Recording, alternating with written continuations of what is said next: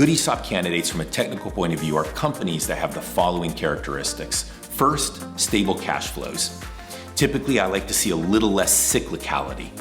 Second, they're profitable. Companies that don't generate profits won't be able to amortize the debt from the transaction. A third criteria we're looking at are companies that have stable management, perhaps with plans for management succession, even if they're in the early stages of succession.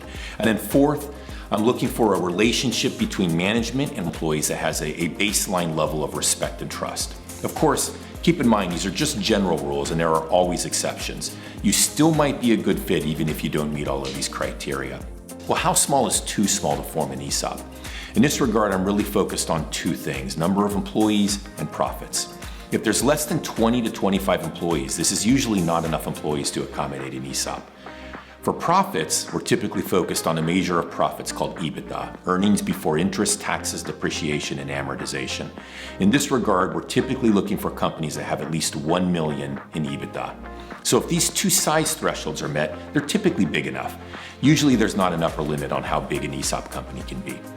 Let's dig into the criteria just a bit more. Regarding stable cash flows, boom and bust companies are typically not a good fit, right? Because if you go bust, what happens is you're not going to have the cash flow to be able to amortize that debt cleanly. So we like stability. It doesn't have to be perfect stability. There can certainly be some cyclicality, but we like some baseline level of stability.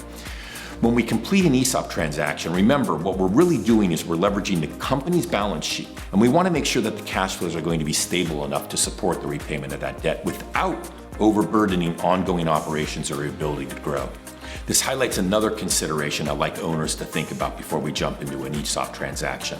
In a fully leveraged ESOP transaction, the selling shareholder needs to be patient to get their proceeds because it takes time to repay that debt, and we cannot finance it all with senior debt. We have to have some seller debt in there.